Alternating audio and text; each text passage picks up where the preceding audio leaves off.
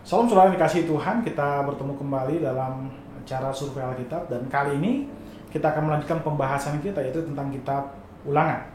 Nah saudara, kitab Ulangan di dalam Alkitab berbahasa Ibrani atau yang bisa disebut dengan istilah Tanakh, mereka menyebutkan kitab ini dengan nama kitab Devarim yang berarti perkataan. Kata ini diambil dari frasa pertama di dalam kitab Ulangan yang berarti inilah perkataan-perkataan. Hal ini terdapat dalam Ulangan 1 ayat 1. Nah, Alkitab versi Yunani yang disebut dengan istilah Septuaginta menggunakan judul Deuteronomion kepada kitab Ulangan yang secara harafiah berarti berganda atau pengulangan. Nah, rupanya Lembaga Alkitab Indonesia juga menerjemahkan kata Deuteronomion itu menjadi kitab Ulangan di dalam bahasa Indonesia. Dan kita orang Indonesia, khususnya orang Kristen Indonesia, menyebutkan kitab itu dengan istilah kitab Ulangan. Nah saudara, kitab Ulangan berisi pesan Musa yang pada saat itu sudah berusia 120 tahun. Dia berpesan kepada generasi baru yang akan memasuki tanah perjanjian. Nah kita tahu bahwa orang Israel ada dua generasi ya, yang generasi pertama yang keluar dari tanah Mesir yang kita sudah pelajari dalam kitab Bilangan. Mereka terbunuh di padang gurun dan hanya 3 yang bisa sampai ke dataran Moab, ya, yaitu Musa, Yosua, dan Kaleb. Dan Musa pada saat itu sedang berpesan kepada generasi baru ini yang memang dikehendaki Tuhan memiliki tanah Kanaan. Nah, kitab ini memberikan penekanan terhadap aspek hukum. Nah, mungkin saudara akan berkata, apa bedanya kitab ini dengan kitab Imamat? Nah, jika kitab Imamat itu penekanannya kepada hukum-hukum keagamaan yang memang secara khusus kepada imam. Nah, kitab Ulangan memberikan hukum-hukum tentang masyarakat dan bukan kepada imam. Itulah perbedaan antara hukum di dalam kitab Ulangan dan di dalam kitab Imamat. Nah, saudara, penekanan dari kitab ini adalah kita belajar dari kesalahan generasi sebelumnya.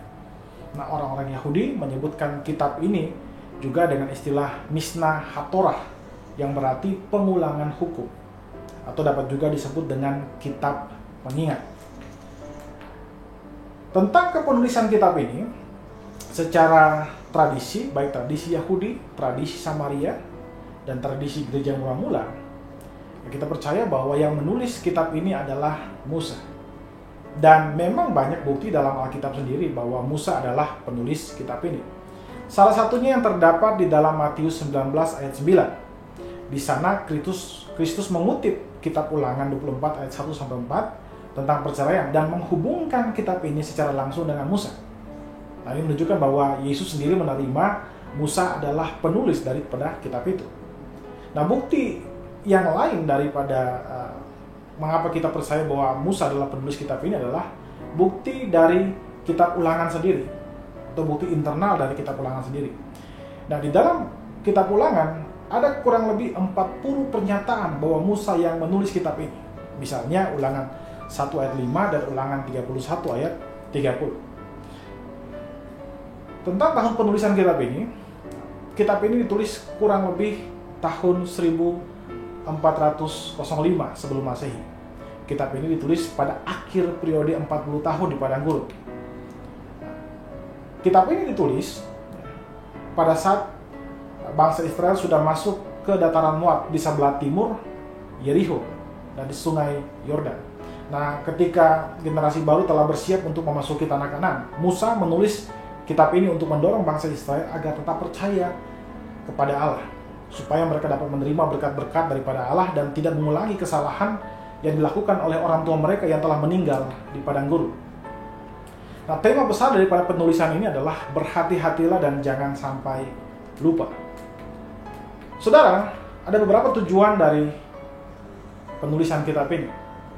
Ya, tujuan utama daripada kitab ini adalah mengingat generasi baru diajar untuk mengingat bahwa apa yang mereka terima itu berasal daripada Tuhan dan supaya mereka tidak lagi mengulang-ulang kesalahan apa yang sudah dilakukan oleh generasi sebelumnya kepada Tuhan. Nah, ada 2 hal yang harus diingat secara umum. Yang pertama, jika mereka makmur, maka Allah adalah sumber daripada kemakmuran mereka. Dan kedua, jika mereka tidak taat, maka Allah akan mendisiplin mereka sama seperti yang sudah Ia lakukan kepada generasi yang sebelumnya. Nah saudara, kalau kita melihat kitab ini, maka kita akan menemukan ada beberapa kata kunci di situ. Misalnya kata kunci mendengarkan, itu muncul kurang lebih 50 kali. Kemudian kata melakukan, menjaga, menghormati, itu dia muncul kurang lebih 177 kali. Lalu kata mengasihi di dalam Alkitab berbahasa Inggris itu muncul 21 kali. Ini menunjukkan bahwa Musa berulang-ulang kali mengingatkan mereka supaya jangan mengulangi kesalahan yang dilakukan oleh orang tua mereka. Lalu kemudian garis besar dari kitab Ulangan. Kitab Ulangan terdiri dari beberapa garis besar. Bagian pertama daripada kitab ini adalah khotbah Musa, yang di dalamnya berisi apa yang telah Allah lakukan kepada bangsa Israel. Ini dicatat di dalam pasal 1 ayat 1 sampai pasal 4 ayat 13. Di dalam daripada bagian khotbah Musa ini berisi pengantar perjanjian dan ulasan tentang perbuatan Allah bagi bangsa Israel. Kemudian bagian kedua yaitu berisi khotbah Musa tentang apa yang Allah harapkan dari bangsa Israel. Hal ini tercatat di dalam pasal 4 ayat 44 sampai dengan pasal 26 ayat 19. Di dalam bagian ini terdapat pengantar tentang hukum Allah, kemudian penjelasan atau eksposisi tentang 10 hukum Allah, dan juga eksposisi tentang hukum-hukum tambahan lainnya. Dan di bagian ketiga dijelaskan tentang apa yang akan Allah lakukan untuk bangsa Israel. Hal ini tercatat dalam Ulangan 27 ayat 1 sampai dengan Ulangan 34 ayat 12. Di dalam bagian ini tercatat pengesahan perjanjian di Kanaan, kemudian pembentukan perjanjian di Palestina, dan eksposisi hukum tambahan. Nah saudara, kalau kita melihat kitab ini, maka mungkin kita akan bertanya, apakah ada gambaran Kristus dalam kitab ini? Jelas saudara, setiap kitab memiliki gambaran Kristus yang jelas. Gambaran Kristus yang paling jelas di dalam kitab ini adalah janji bahwa akan bangkit seorang nabi dari tengah-tengah bangsa Israel. Dalam Ulangan 18 ayat 15 dikatakan di sana bahwa seorang nabi dari tengah-tengahmu, dari antara saudara-saudaramu, sama seperti aku, akan dibangkitkan bagimu oleh Tuhan Allahmu. Dialah yang harus kamu dengarkan. Nah, Yesus memiliki banyak kesamaan dengan Musa. Musa dan Yesus sama-sama mengalami masa bahaya pada masa kecil. Kemudian Musa dan Yesus juga memiliki 3 jabatan: nabi, imam, dan raja. Memang Musa bukanlah raja dalam pengertian jabatan raja sama seperti bangsa-bangsa lain, tapi dia memiliki fungsi yang sama dengan raja, yaitu memimpin bangsa Israel. Kemudian Musa juga dan Yesus juga adalah perantara dari Allah kepada bangsa Israel. Karena itu janji yang dijanjikan di dalam Ulangan 18 ayat 15 itu berbicara jelas tentang Yesus.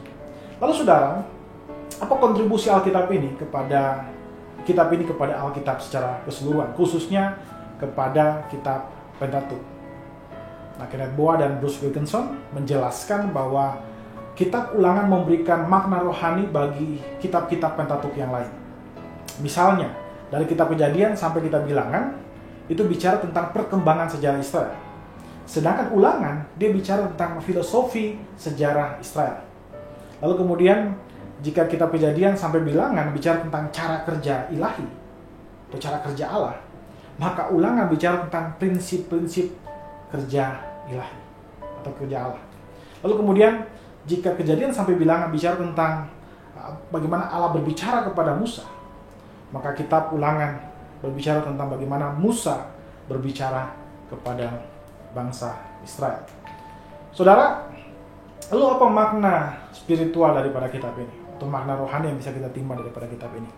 Ketika saudara membaca kitab ini, tentu ada begitu banyak makna rohani yang bisa saudara pelajari dari kitab ini. Tapi secara umum kitab ini memberikan pelajaran penting bahwa ada hubungan sebab akibat antara kesalehan hidup dan kehidupan yang penuh damai sejahtera. Dan ketika saudara membaca kitab ini, saudara akan menemukan bahwa Yesus adalah pemenuhan dari semua hukum Tuhan. Saudara, demikian pembahasan survei Alkitab kali ini. Saya berharap pembahasan ini bisa memberkati saudara, dan kita akan bertemu kembali dalam pembahasan Alkitab berikutnya. Tuhan Yesus memberkati kita semua.